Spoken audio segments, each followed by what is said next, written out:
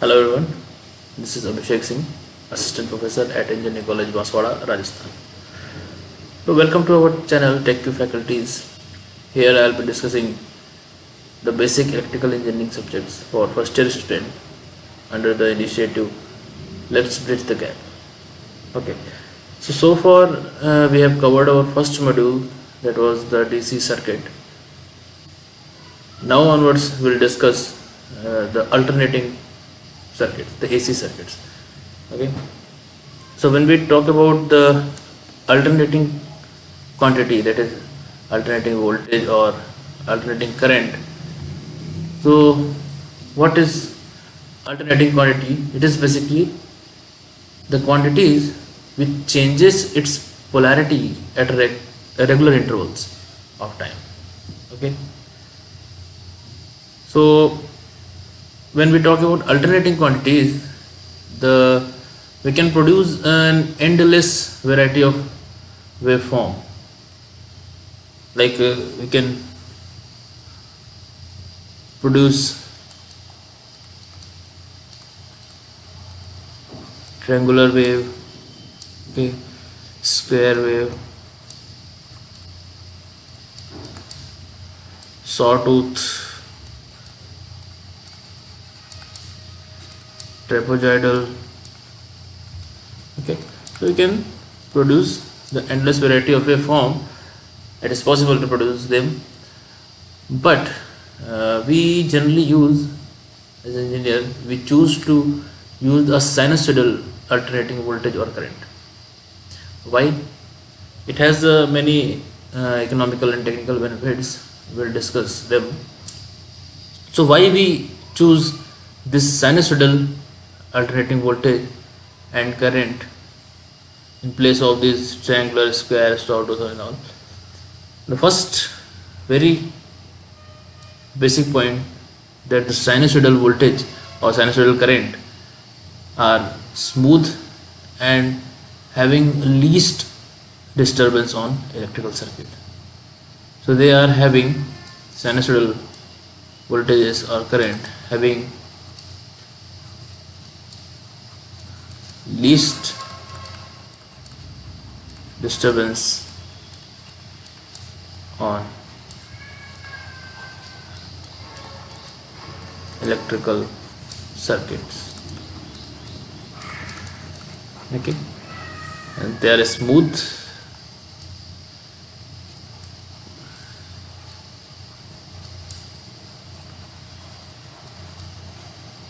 okay, they are smooth and accurate. Okay, so they are having very less disturbance on electrical circuit. Why? Because when we apply this triangular, square, sawtooth, trapezoidal voltages to our inductor and capacitor, then the current waveform will not be the same. Okay, but if we apply the alternating voltages to the inductor or capacitor, or we apply alternating current to the inductor or capacitor, then the voltage or current output will also be the sinusoidal only. Okay, so this is the most beneficial part. So next, if we apply this sinusoidal voltage to well designed coils, then it produces a rotating magnetic field. Okay, it produces a rotating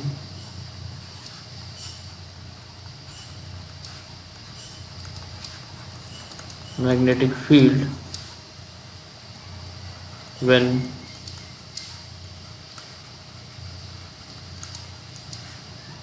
applied to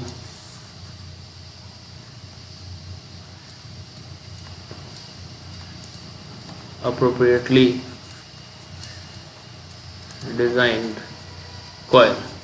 Okay, and this rotating magnetic field have a capacity to do work. We use this rotating magnetic field induction motor, synchronous machines. Okay, so in machines we will learn about this rotating magnetic field. So this is another benefit we have with sinusoidal waveform. Okay, next, the mathematical computation is comparatively easy. Mathematical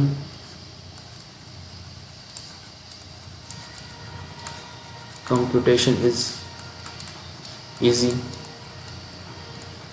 Okay, next, we can represent all other alternating quantities like alternating waveform like triangular, square, sawtooth into the sinusoidal waveform with the help of Fourier analysis. So we can present all other alternating waveform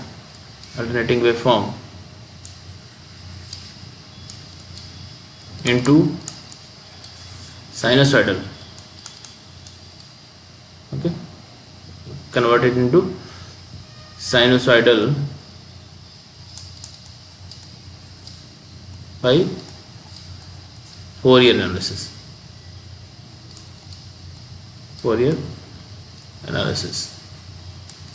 Okay, so these are some benefit, okay, for which we prefer to use a sinusoidal alternating voltage or current. Okay, so let's discuss how we generate this alternating sinusoidal voltage or current. So there are two methods, very basic. If we have a rotating conductor in a magnetic field, then by the Faraday's law an EMF will induce, and that will be alternating voltage. Or if we have a rotating field with a stationary conductor, then there will also be a flux linkage between conductor and rotating field, and EMF will be induced. Okay, so we can adopt any method. Conventionally, in our power plant, this rotating field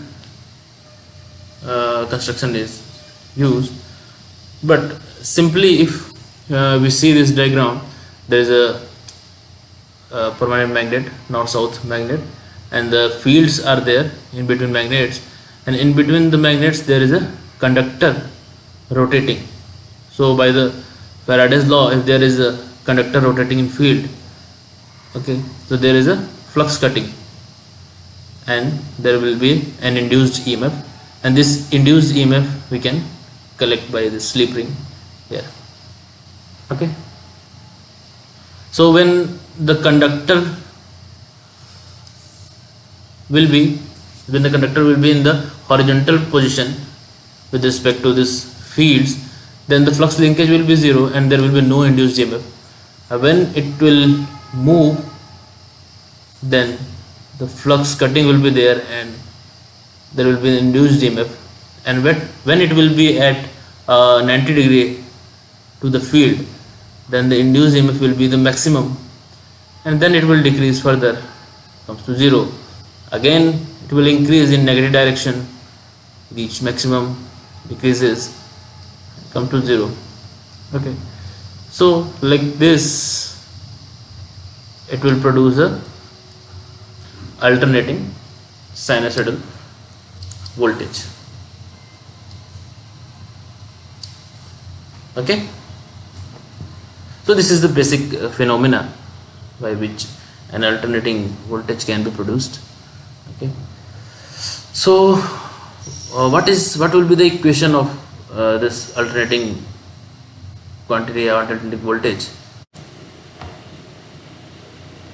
Okay, now let's talk about the equation of EMF induced which is produced. So let me draw the diagram.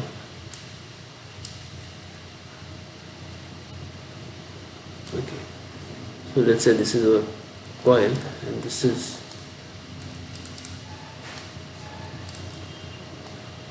flux here.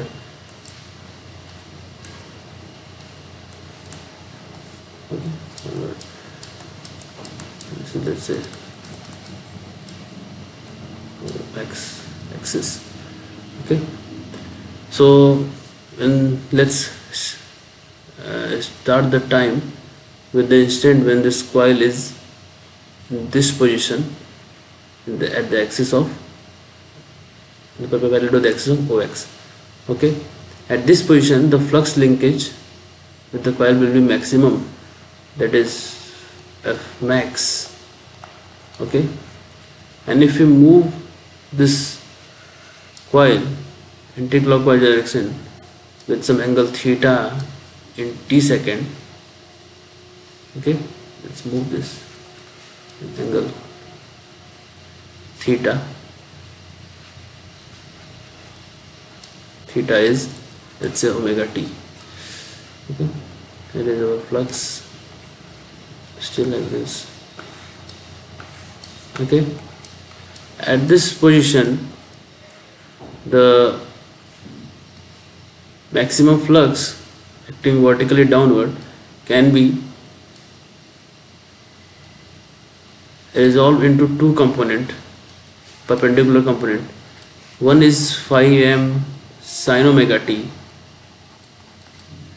and this component will be in parallel with the plane of coil, and here is a component phi m cos omega t. This will be in perpendicular with the plane of coil. So this component phi m sin omega t, which is in parallel with the plane of coil, it will not produce any EMF. Okay, and this perpendicular component will produce an EMF. Okay. So what will be the flux linkage here? Flux linkage will be, let's say n is the number of turn, then phi m cos omega t. Okay, now according to Faraday's law, we all know that EMF induced E is equal to minus d by dt of flux linkage. Okay, flux linkage, then you can write it like d by dt of n phi m cos omega t. Okay, then let's n is common, let's phi m also constant, phi max omega, and it will be equal to sine of omega, the differentiation of cos omega t. Okay, here so we can write it like E is equal to Em sine omega t, where Em is the maximum value and it is equal to this n phi m and omega. So this is our general equation for sinusoidal waveform. Okay, this is a general equation for sinusoidal waveform with a shape is like this. So we can define some terms here, like this is amplitude maximum value, this is the angular frequency, this is the time, this is instantaneous value. So this, the value at a particular time, the value of EMF at a particular time is called instantaneous. It's called instantaneous value. Okay, so let's define some values. What is instantaneous value? The value of an alternating quantity at any instant is called instantaneous value. Okay. So what is time period? The time taken in seconds to complete one cycle of an alternating quantity is called its time period. It is generally represented by T. Frequency, the number of cycles that occurs in 1 second is called frequency of alternating quantity. Okay, it is measured in hertz generally. Now what is amplitude? The maximum positive or negative attained by an alternating quantity is its amplitude or peak value. Okay, इसको हम VM, IM, EM कुछ भी बोल सकते हैं, जैसा भी हमारा वेव फॉर्म। ठीक है, तो ये टर्म्स हमें क्लियर हैं। तो कुछ इन बेसिक टर्म्स पे भी, इस पे भी वेव फॉर्म पे भी हमारे न्यूमेरिकल आ जाते हैं। जैसे सपोज हमारे पास एक है, N alternating current of frequency 60 hertz has maximum value of 120 ampere. Okay, तो एक कुछ रिलेशन भी हम इस्टेब्लिश कर सकते हैं। जैसे जो रेडियन फ्रीक्वेंसी, एंगुलर फ्रीक्वेंसी होती है, वो हमारी होती है 2π/t। t होता है हमारा 1/f। टाइम पीरियड को हमको पता है 1/फ्रीक्वेंसी, तो इस ओमेगा को हम लिख सकते हैं 2πf। ठीक है, यहाँ t हमारा टाइम पीरियड है, f हमारी फ्रीक्वेंसी है, and this is your angular frequency. Okay, so let's say an alternating current of frequency 60 hertz, maximum value of 120 ampere. Write down the equation for instantaneous value. तो instantaneous value के लिए हमें क्या चाहिए? E is equal to current है, sorry, तो हम current के फॉर्म लिखते हैं I is equal to maximum current, that is 120 ampere। हम लिखते हैं I max sin omega t। I max sin omega t। Omega is what? Omega is 2πf। Okay, so कितना हो जाएगा? f हमारा है 60 हर्ट्ज, तो 120 पाई। ठीक है, तो साइन ओमेगा टी की जगह 120 पाई इंटू टी, ये हमारा साइनसॉइडल रिप्रेजेंटेशन हो गया। ठीक है, सेकंड क्वेश्चन क्या है? Find the instantaneous value after 1/360 second. Okay, तो इसके लिए क्या करेंगे? इसके लिए आप t is equal to 1/360 second put कर दीजिए। तो I is equal to 120 sine 120 pi into t आपको दिया है 1/360, तो कितना हो गया? 120 साइन π/3। साइन π/3 मतलब साइन 60। तो ये आपकी कुछ वैल्यू हो जाएगी, I is equal to something 103.92 ampere. Clear? ये आपका सेकंड क्वेश्चन हो गया। Third one, time taken to reach 96 ampere, means जो आपका वेव फॉर्म होगी इस तरह की। ठीक है, तो time taken to reach 96 ampere, तो मैक्सिमम वैल्यू तो आपकी 120 है, आपको पता है, गिवन है करंट की। ठीक है, तो 96 कुछ इधर होगी, तो इसके करस्पॉन्डिंग जो भी टाइम है ये आपको चाहिए। ठीक है, तो इसमें क्या करेंगे? आप इसको वैल्यू पुट कर दीजिए कि ये I हमारा 96 है, is equal to 120 sine omega t. Omega आपका 120 पाई इंटू टी है। यहाँ से फिर आप अपना टी की वैल्यू फाइंड कर लीजिए। तो क्या आएगा? Sine 120 pi t will be equal to 96/120। 96/120 आपका आएगा 0.8, विच इज इक्वल टू 0.8। ठीक है, फिर यहाँ से आप अपना टी फाइंड कर सकते हैं। तो फाइनली टी आपका आ जाएगा 0.00246 सेकेंड। ओके, 2.46 मिली सेकेंड। तो इस तरह से क्वेश्चंस भी इसमें आपको बेसिक सिर्फ साइनसॉइडल वेव फॉर्म के जो इक्वेशन है उस पर भी आ सकते हैं। ओके, अब इसमें एक टर्म और भी यूज हम कर सकते हैं, वो है आपका फेज एंगल। ओके, तो जैसे सपोज ये हमारी एक साइनसॉइडल वेव फॉर्म है,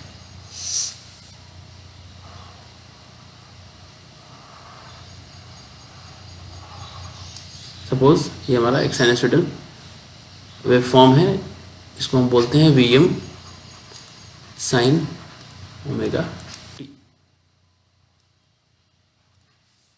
okay, VT is equal to VM sine omega t. अब हम अगर हमारे पास कोई दूसरी वेव फॉर्म है जो कि फेज डिस्प्लेस्ड है, कुछ 5 डिग्री या थीटा डिग्री फेज लैगिंग है या फेज लीडिंग है। फेज डिफरेंस क्या होता है कि जहाँ पे जीरो क्रॉसिंग जो है आपके वेवफॉर्म की, उसमें अगर कुछ डिफरेंस है तो that is your phase difference. तो सपोज हमने एक वेवफॉर्म कुछ ऐसे बनाई, ये आपका साइनसॉइडल था, चलो इसमें ही करते हैं। इसमें हमने वेवफॉर्म कुछ इस तरह से बनाई,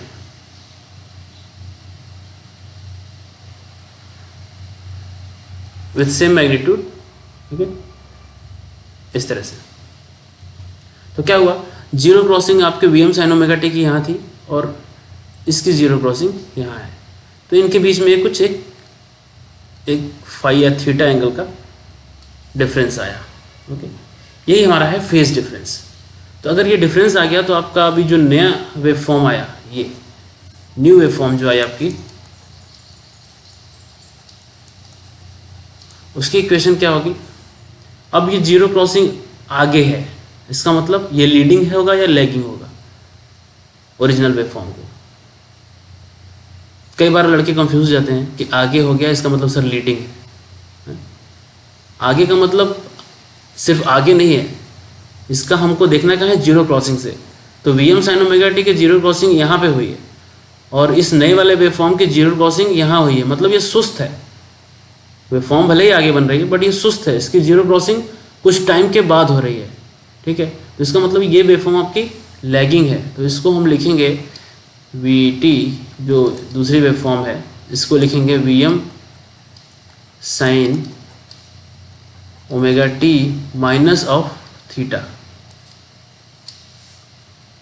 ओके, या फिर फाई, जो भी आप लिखना चाहें, minus of omega t minus five, because 5 degree से ये नया वेव फॉर्म हमारा लैगिंग है। और यही वेव फॉर्म अगर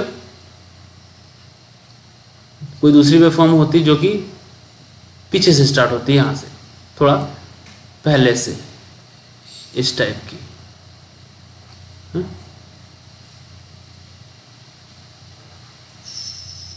ऐसे, ठीक है। तो ये क्या होता, ये इसका जीरो क्रॉसिंग ओरिजिनल वाले से और पहले हो गया, मतलब ये फास्ट है। तो इसका इक्वेशन क्या होता, उसकी इक्वेशन होती है V t is equal to V M sine omega t plus five. Okay, so general equation हमारी क्या होगी, जिसमें सारे टर्म्स आ जाएं, उसमें एक नया टर्म ऐड होगा, वो होगा ये फेज डिफरेंस का, ठीक है। तो अगर हमारे कोई वेव फॉर्म है V M sine omega t plus minus theta, इसका मतलब ओरिजिनल जो साइन वेव है उससे कुछ 5 डिग्री या थीटा डिग्री लैगिंग या लीडिंग वेव फॉर्म है, ठीक है। ओके, इसको क्लियर रखेंगे एकदम। अच्छा, तो अगर इस तरह से है तो मैं एक न्यूमेरिकल आपको देता हूँ, बताएंगे कि कौन सा वेव फॉर्म लैगिंग है या लीडिंग है और कितने डिग्री से। Suppose we have a current, example लेते हैं, suppose we have a current I1 is equal to -4 sine omega t plus 55 degree, and we have another current I2 is equal to 5 cos omega t minus 65 degree. Okay, अब इसमें आपको find करना है कि कौन सी wave form I1 I2 leading है, कौन सी lagging है और कितने डिग्री है, मतलब दोनों के बीच में फेज डिफरेंस कितना है, ठीक है। कैसे फाइंड करेंगे, तो कभी भी ऐसे क्वेश्चंस आएंगे आपके सामने, तो सबसे पहला काम तो आपको करना है कि दोनों इक्वेशन जो हैं, दोनों वेव फॉर्म जो हैं वो सेम फॉर्म के हो, तब आप उसमें फेज डिफरेंस या लीडिंग लैगिंग बता पाएंगे, ठीक है। जैसे कि ये माइनस साइन का वेव फॉर्म है I1 और this I2 is cosine wave form, तो अब डायरेक्टली आप इसको कंपेयर नहीं कर सकते कि ये +55 है, ये -65 है, इन दोनों का डिफरेंस हो जाएगा 55 + 65 हो जाएगा, ऐसा नहीं है। दोनों को पहले सेम फॉर्म में होना चाहिए। तो या तो आप माइनस साइन को कॉस में चेंज कर लीजिए या फिर इस कॉस को माइनस साइन में चेंज कर लीजिए, ठीक है। तो उसके लिए कैसे कर सकते हैं, एक मैं डायग्राम बना देता हूँ, तो आप याद रख सकते हैं। एक्सिस में this is your cos, this is your minus sine, this is minus cos and this is plus sine. ठीक है, तो अगर आपको चेंज करना है, सपोज आप एक चीज़ और याद रखेंगे, एंटी क्लॉकवाइज मूव करेंगे तो विल टेक इट पॉजिटिव, और क्लॉकवाइज मूव करेंगे विल टेक इट नेगेटिव। ठीक है, ओके। चलो सपोज हमको माइनस साइन को कॉस के टर्म में लिखना है, तो हम क्या सोचेंगे कि पहले हमारा वेवफॉर्म कॉस में रही होगी, फिर वहाँ से कुछ मूवमेंट किया होगा तो माइनस साइन में है, तो कॉस से कितना मूव किया होगा कि माइनस साइन में आया। अगर हमें इसको कॉस के फॉर्म में लिखना है तो हम इस तरह सोचेंगे, ये पहले कॉस में रहा होगा तो कॉस से माइनस साइन में कैसे गया होगा, तो कॉस कहाँ है आपका, इधर है। ये कॉस से माइनस साइन जाने के लिए इसको ट्रेवल करना पड़ेगा कितना, एंटी क्लॉकवाइज 90 डिग्री, मतलब प्लस 90। ठीक है, तो हम इसको क्या लिख सकते हैं, अगर कॉस के टर्म में लिखना चाहे तो हम इसको लिख सकते हैं 4 cos omega t plus 55 plus 90। ठीक है, तो अब इसका कितना हो गया, 4 cos omega t plus 145, sorry हाँ 145 डिग्री। ओके, अब आप इसको कंपेयर कर सकते हैं, ये वेवफॉर्म भी आपकी कॉस में है और ये वेवफॉर्म भी कॉस में है, तो आप बोल सकते हैं कि भाई ये जो है लीडिंग है I1, बिकॉज फेज इसका फेज एंगल 145 है पॉजिटिव में, इसका फेज एंगल -65 है नेगेटिव में। ठीक है, तो आप बता सकते हैं कि ये हमारी लीडिंग होगी और ये वेवफॉर्म हमारी लैगिंग होगी, और कितना डिफरेंस होगा तो आप बता सकते हैं 145 माइनस ऑफ 65। ठीक है, कितना हो जाएगा 210 डिग्री, ये आपका हो जाएगा फेज डिफरेंस। ठीक है, क्लियर। तो इस तरह से जब भी आपको वेवफॉर्म गिवन है तो आप उसको सेम फॉर्म में करिए पहले, तब आप उसको कंपेयर कर सकते हैं। ठीक है, सपोज हम एक एग्जांपल और ले सकते हैं,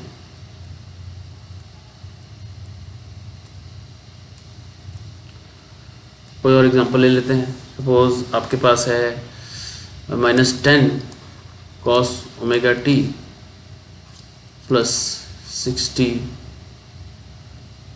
डिग्री, एक वेवफॉर्म है I1 इज इक्वल टू इतना, सेकेंड वेवफॉर्म है I2 is equal to 5 sin omega t plus -30। ठीक है, तो अब दोनों को आप सेम फॉर्म में पहले करेंगे तभी कंपेयर कर सकते हैं, ऐसे कंपेयर नहीं कर सकते। तो कैसे करेंगे, आप माइनस कॉस को साइन में चेंज कर लीजिए। तो हम वो डायग्राम अपना फिर से याद करेंगे कि भाई कॉस इधर होता है, माइनस कॉस इधर होता है, माइनस साइन इधर होता है, साइन इधर होता है। ठीक है, तो हम क्या सोचेंगे, अगर मुझे माइनस कॉस को साइन में चेंज करना है तो हम सोचेंगे कि पहले साइन में रहा होगा ये और फिर वहाँ से माइनस कॉस में आया होगा। तो कैसे आया होगा, साइन से माइनस कॉस जाने के लिए आपको ऐसे ट्रेवल करना होगा। ऐसे मतलब आप क्लॉकवाइज गए 90 डिग्री, मतलब क्लॉकवाइज मतलब नेगेटिव 90। तो आप I1 को क्या लिख सकते हैं, I1 को आप लिख सकते हैं 10 sin omega t plus 60 minus of 90, क्योंकि साइन में से -90 ट्रेवल किए होंगे तब आप माइनस कॉस से पहुंच पाए। तो इसको आप इस तरह से लिख सकते हैं। अब आप कंपेयर कर लीजिए सीधे, दोनों साइन फॉर्म में है तो आपको दिख रहा है कि ये इसका कितना हो जाएगा, ये हो जाएगा 10 sin ओमेगा टी -30। तो दोनों सेम हो गए, दोनों इन फेज हो गए, फेज डिफरेंस 0। ठीक है, इस तरह से आपको कंपैरिजन करना है। ओके, अच्छा अब नेक्स्ट चलते हैं। अब आपके पास वेवफॉर्म है, ठीक है, आपने वेवफॉर्म के बेसिक इक्वेशंस जो थी उस पर न्यूमेरिकल कर लिया और फेज डिफरेंस भी पढ़ लिया, कैसे कौन से वेवफॉर्म में कितना फेज डिफरेंस हमको फाइंड करना है। नेक्स्ट, अगर आपको इन्हीं वेवफॉर्म का, अब हम कुछ बात करते हैं एवरेज वैल्यूज़ की, एवरेज, RMS, ठीक है, एवरेज वैल्यू। तो एवरेज वैल्यू की इन जनरल डेफिनेशन अगर करें तो इट्स बेसिकली एरिया, किसी भी वेवफॉर्म के लिए area under the curve divide by total time period. ठीक है, किसी भी वेवफॉर्म की अगर हम एवरेज वैल्यू की बात करें तो, ठीक है। और इसका अगर हम फॉर्मूला लिखें एवरेज वैल्यू का, तो वो होगा 1 by time period 0 to time period जो भी आपकी वेवफॉर्म हो, सपोज xt dt। ठीक है, ये आपका एवरेज वैल्यू का सिंपल फॉर्मूला किसी भी टाइप का वेवफॉर्म हो अगर। ठीक है, साइनसॉइडल वेवफॉर्म की बात करेंगे अगर आप, जैसे आपका साइनसॉइडल वेवफॉर्म ये है, तो इसकी अगर बात करेंगे एवरेज वैल्यू की, सपोज ये वोल्टेज है, तो इसमें आप देख रहे हैं कि जितना एक टाइम पीरियड इसका कितना है, जहाँ पे वेवफॉर्म रिपीट होने लगे वही आपका टाइम पीरियड होता है। ठीक है, यहाँ से वेवफॉर्म रिपीट हो जाए मतलब इतना टाइम आपका ये टाइम पीरियड है। ठीक है, तो देख रहे हैं आप एक टाइम पीरियड के लिए आपका वेवफॉर्म उतना ही पॉजिटिव है उतना ही नेगेटिव है। तो अगर आप इसको इंटीग्रेट करेंगे फुल टाइम पीरियड के लिए तो इट विल बी 0। तो एक साइनसॉइडल जो आपका वेवफॉर्म है इसकी तो एवरेज वैल्यू 0 हो जाएगी। तो हमेशा जब भी हम साइनसॉइडल वेवफॉर्म के एवरेज वैल्यू निकालेंगे तो इसको हम क्या करेंगे, हाफ पीरियड के लिए निकालेंगे। ठीक है, इसको हम हाफ पीरियड के लिए कैलकुलेट करेंगे। तो सपोज आपको इस साइनसॉइडल वोल्टेज का निकालना है तो हाफ पीरियड के लिए आप कैलकुलेट करें एवरेज वैल्यू, तो क्या लिखेंगे 1 बाई टी बाई 2। ठीक है, टी ना लिख के टी बाई 2, तो ये हो जाएगा 2 by T, 0 to T by 2। Waveform क्या लिखेंगे, V M sine theta D theta, axis जैसा भी हो, अगर ये हमारा ओमेगा टी एक्सिस है या थीटा एक्सिस है, ये वी है तो हम इस तरह से लिख सकते हैं वी थीटा। ठीक है, ये वी ओमेगा टी होगा तो ये एक्सिस ओमेगा टी होगा, एक्सिस आपको ध्यान देना है ना। ठीक है, तो ये डी थीटा, इसको आप अगर रखना चाहें आगे इंटीग्रेट करें तो 2 बाई टी, वी एम बाहर कर लें, 0 टू टी बाई 2 आपका लिमिट है, इंटीग्रेशन कर दिया तो साइन थीटा का इंटीग्रेशन आपका आ गया कॉस थीटा, माइनस में माइनस बाहर आ गया, लिमिट रख देते हैं टी बाई 2 0। ठीक है, तो ये कितना हो जाएगा, -2 by T V M cos theta. अच्छा, ये पूरा आपको मालूम है कि ये 2 पाई होता है टाइम पीरियड ना, ये पाई होता है साइनसॉइडल वेवफॉर्म में, ये 2 पाई होता है। ठीक है, तो टी आपका कितना हो गया, टी है आपका 2 पाई, तो 2 पाई बाई 2 कितना हो गया, पाई, तो ये कॉस थीटा पाई बाई 0। यहाँ भी आप टी को 2 पाई लिख सकते हैं, तो इधर आप हो गया वी एम बाई पाई। अब ये लिमिट रखेंगे, कॉस पाई आपका माइनस होता है, तो -1 कॉस 0 -1, ये माइनस, एक माइनस बाहर भी है, तो ये आपका आ जाएगा 2 वी एम बाई पाई, ये आपकी एवरेज वैल्यू। ठीक है, अगर थीटा के टर्म में लिख रहे हैं तो ये है। अब एवरेज वैल्यू आपकी क्या होती है, अब जैसे ये फुल वेव है, अब अगर हाफ वेव है सपोज, चलिए अगर मैं हाफ वेव ही लेता हूँ, यहाँ पे सपोज आपके वेव फॉर्म कुछ इस तरह की हो, ये तो क्या होगा, आपको पता है ये पाई है और फिर ये 2 पाई है। अब इसमें पॉजिटिव है, नेगेटिव नहीं है, तो फिर आप जनरल फॉर्मूले पे जाएंगे अपने एवरेज वैल्यू के लिए। फॉर्मूला हमारा क्या होता है, 1 अपॉन टाइम पीरियड कितना है जहाँ से वेवफॉर्म रिपीट होने लगे, यहाँ से वेवफॉर्म रिपीट हो रही है, तो 1/2 पाई 0 to 2 pi Vm sin theta D theta, ठीक है 1/2 पाई। अब 0 to 2 पाई, 0 to पाई में तो वेवफॉर्म है, पाई टू 2 पाई में कोई वेवफॉर्म है नहीं, तो वैसे भी हमारा ये 0 to पाई ही इंटीग्रेट होगा, ठीक है। Vm अगर बाहर कर लेते हैं ये साइन थीटा, ठीक है। फिर ये हो जाएगा Vm/2 पाई, ये कॉस थीटा हो गया, माइनस बाहर आ गया, और आप लिमिट रख देंगे इसको, ठीक है। तो यहाँ पे आपका इस बार आ जाएगा Vm/पाई एवरेज वैल्यू, ठीक है। तो दोनों में डिफरेंस है। क्या डिफरेंस आया, उसमें हम हाफ पीरियड के लिए कर रहे थे बिकॉज फुल पीरियड के लिए एवरेज वैल्यू वैसे भी 0 होती थी, ठीक है। तो हमने ऐसा कर लिया। लेकिन जब आपका ये वेव फॉर्म आई तो आपने क्या किया कि भाई जो जनरल फॉर्मूला हमारा है 1/टोटल time period, total time period 2 pi है, ठीक है। और उसी से इंटीग्रेट किया आपने 0 to 2 पाई। लेकिन 0 to पाई में तो वेव फॉर्म थी, पाई टू 2 पाई में कोई वेव फॉर्म नहीं थी, तो हमने 0 to पाई इंटीग्रेट किया, पाई टू 2 पाई 0 हो जाएगा, ठीक है। तो ये चीज़ें ध्यान देनी है। अलग अलग टाइप की वेव फॉर्म हो सकती है। सपोज आपकी वेव फॉर्म कुछ ऐसे भी हो सकती है, इस तरह की है, कुछ इस तरह की। तो ये यहाँ बोल दिया कि π/4 to पाई, ठीक। तो आप क्या करेंगे,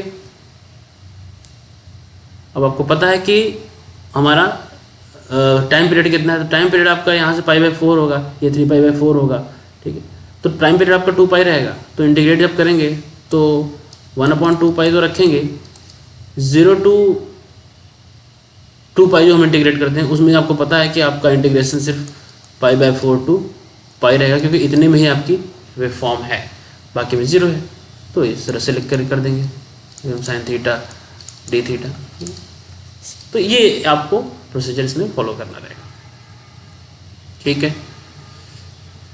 नेक्स्ट हम बात करते हैं आरएमएस वैल्यू की, ठीक है। आरएमएस या फिर effective value. So the effective or RMS value of an alternating current is that steady current which when flowing through a given resistance for a given time produces the same amount of heat as produced by alternating current when flowing through the same resistance for same time, ठीक है। ये तो उसकी हुई definition. इसका formula अगर हम लिखेंगे RMS वैल्यू का, जैसे हमने एवरेज का लिखा तो आप लिख सकते हैं रूट मीन स्क्वायर। तो रूट आपने पहले लिख लिया, मीन मीन्स 1/टोटल time period, 0 to time period, square मतलब आपको अब ये जो फंक्शन है उसका आपको स्क्वायर करना है और dt, ठीक है।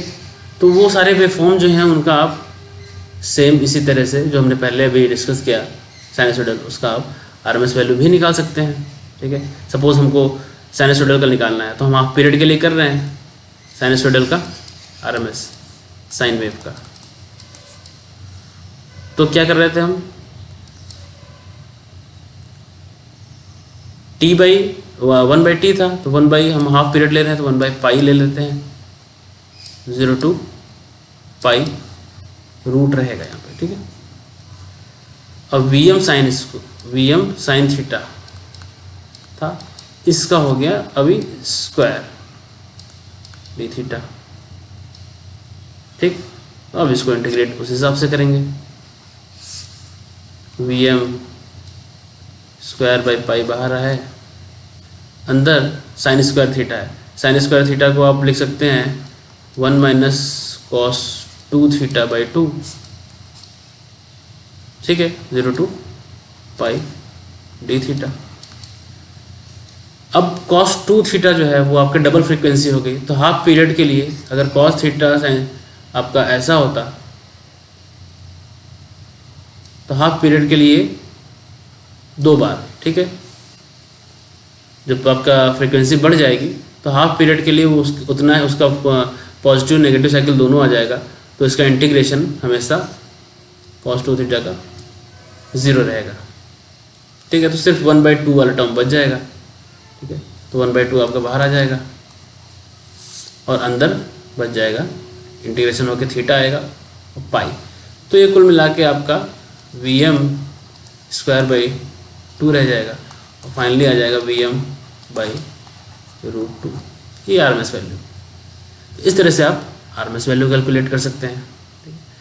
तो वैल्यूज़ आप कुछ भी कैलकुलेट कर सकते हैं, आपके पास कोई भी तरह की वेवफॉर्म हो सकती है। ठीक है, हम जो डिस्कस कर रहे हैं वो बिल्कुल जनरल वेवफॉर्म के लिए।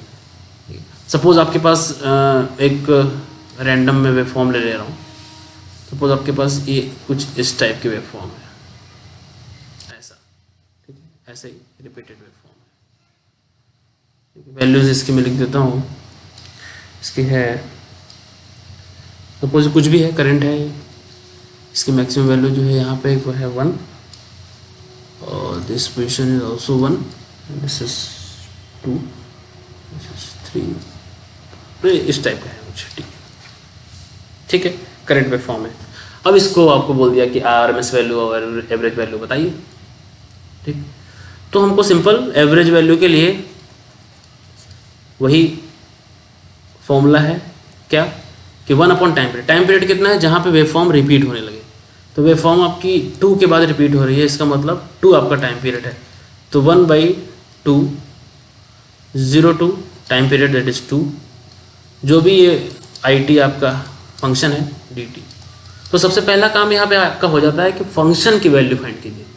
जो भी ये फंक्शन है आपका, सपोज ये करंट है, तो इसकी फंक्शन क्या है। तो क्या ये पूरे फुल टाइम पीरियड के लिए सेम फंक्शन है जैसे साइन का होता है? तो यहाँ ऐसा नहीं है। 0 से 1 आप देख रहे हैं कि फंक्शन कुछ और है, वेवफॉर्म की इक्वेशन कुछ और है, 1 से 2 कुछ और है। तो उसको आप पहले डिफाइन कीजिए। डिफाइन करेंगे IT इज इक्वल टू, आप देख रहे हैं कि 0 to 1 स्ट्रेट लाइन है पासिंग थ्रू ओरिजिन, तो y is equal to mx। तो m मतलब इसका स्लोप दैट इज 1/1। तो यहाँ पे इसकी इक्वेशन है t। ओके, कहाँ से? Form t is equal to 0 से 1। ओके, और form t is equal to 1 से 2, इसकी इक्वेशन क्या है? इसकी इक्वेशन है simple straight line that is 1। तो सबसे पहले आपको डिफाइन करना है, you have to define the function first. Okay, now 1/2 and you can break this 0 to 1। Function आपका है t dt plus 1 to 2, your function is 1 dt। Simple इसको integrate करेंगे, ये t²/2, 1/2 बाहर करेंगे, t²/2 limit 1 0 plus t limit 2 1, तो ये आपका 1 हो जाएगा और ये आपका 1/2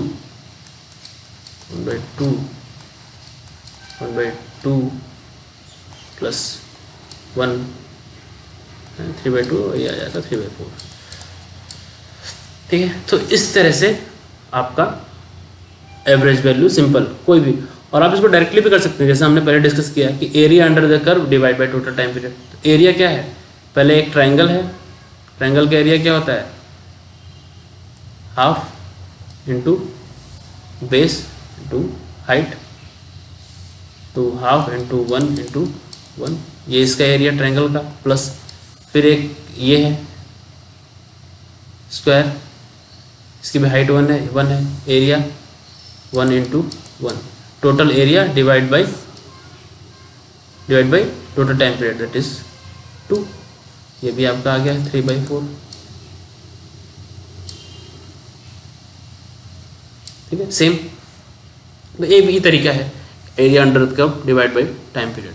अब इसकी RMS वैल्यू निकालनी हो तो क्या करेंगे? RMS वैल्यू के लिए सेम फॉर्मूला क्या लगा रहे हैं हम? अंडर रूट पहले लिख रहे हैं 1/t 1/टाइम पीरियड 2 0 to 2। अभी यहाँ पे आपके फंक्शन जो i है उसका स्क्वायर करना है, IT इसका स्क्वायर dt। ठीक है, बस आगे इसको ब्रेक करेंगे, 1/2 ब्रेक करेंगे, 0 to 1 में आपका फंक्शन है t, तो t² dt प्लस 1 to 2 में आपका फंक्शन है 1, तो 1 स्क्वायर dt, बस इसको इंटीग्रेट करेंगे और आंसर लेंगे। तो इस तरह से रैंडम आपके कोई भी वेव फॉर्म हो सकती है, उस वेव फॉर्म को आपको एवरेज और आरएमएस वैल्यू निकालना पड़ सकता है। ठीक है, आप बहुत सारे वेव फॉर्म ट्राई कर सकते हैं इसमें, कोई ट्रायंगुलर हो, लाइक इस तरह से वेव फॉर्म हो, ठीक है, कुछ वैल्यू दी हुई हो, जैसे 0 2 4 आगे ऐसे ही हो, t वर्सेस v। ठीक है, अब इसको कैसे करेंगे, इसको आप अपने कमेंट में सॉल्व करके बताएंगे। ठीक है, तो इसमें भी मैं हिंट दे रहा हूँ कि हमको पहले फंक्शन लिखना है। फंक्शन लिखेंगे तो फुल टाइम पीरियड है 4। आप देख रहे हैं 0 to 4 के लिए सेम फंक्शन नहीं है, 0 to 2 के लिए फंक्शन अलग है, 2 to 4 के लिए फंक्शन अलग है। ठीक है, फंक्शन लिखना आपको आता है, सिंपल फंक्शन है, स्ट्रेट लाइन ये भी है पासिंग थ्रू ओरिजिन, और स्ट्रेट लाइन ये है, इसमें 2 पॉइंट आपको पता है, सपोज ये हाइट हमारी 10 है। ठीक है, तो यहाँ का कोऑर्डिनेट आपका कितना हो गया 2, 10, ये कोऑर्डिनेट आपका पता है 4, 0, तो 2 पॉइंट्स में लाइन के इक्वेशन है। तो पहले आप फंक्शन डिफाइन करेंगे, फिर उसके बाद सीधे अपने एवरेज और आरएमएस वैल्यू में पुट करेंगे। ठीक है, क्लियर। उसके बाद 2 डेफिनेशंस और आती हैं, एक आपका आता है फॉर्म फैक्टर। फॉर्म फैक्टर वो हमारा सीधे सीधे होता है आरएमएस बाय एवरेज वैल्यू। ठीक है, और दूसरा आपका आता है पीक फैक्टर। आपका पीक फैक्टर ये होता है हमारा पीक वैल्यू, पीक आप समझ रहे हैं maximum value, peak value divide by RMS value. ये 2 डेफिनेशन ये इस पे भी न्यूमेरिकल आते हैं आपके, उसके लिए आपको पहले आरएमएस और एवरेज फाइंड करना होगा। तो किसी भी वेव फॉर्म का आरएमएस और एवरेज पहले आपको फाइंड करना आना चाहिए, फिर हम फॉर्म फैक्टर, पीक फैक्टर, ये सारी चीज़ें निकाल सकते हैं। ओके, ठीक है, तो यहाँ पे आज का लेक्चर हम खत्म करेंगे। Next will discuss the phasor and AC series parallel circuits and power equations. Thank you.